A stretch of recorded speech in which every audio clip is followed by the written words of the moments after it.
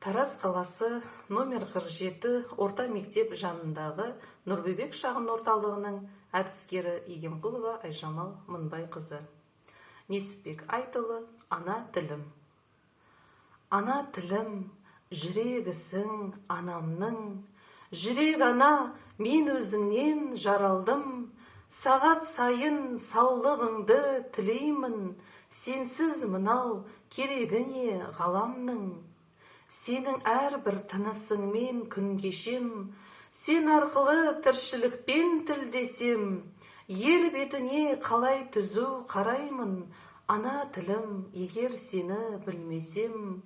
Сенің арқаң дүниеден сыр ұқсам, сенің арқаң жүзіп ішсем тұнықтан, туған анамды ұмытқаным емес пе, ана тілім, егер сені ұмытсам.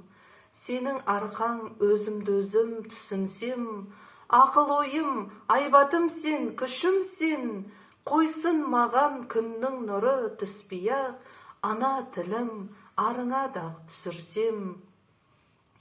Ағытатын тасқын ойдың тиегін, өзің ғана сыйынатын киелім, ризамын отқа жанып сен үшін, күлге айналып кетсе мейлі сүйегім.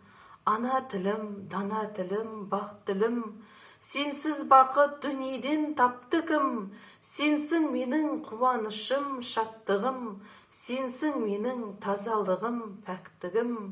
Ана тілім, алтын ұям, құндағым, ақ бесікте әлдиіңді тыңдадым, сенің жырың, сенің әнің айтарым, санам сөніп, байланғанша тіл жағым.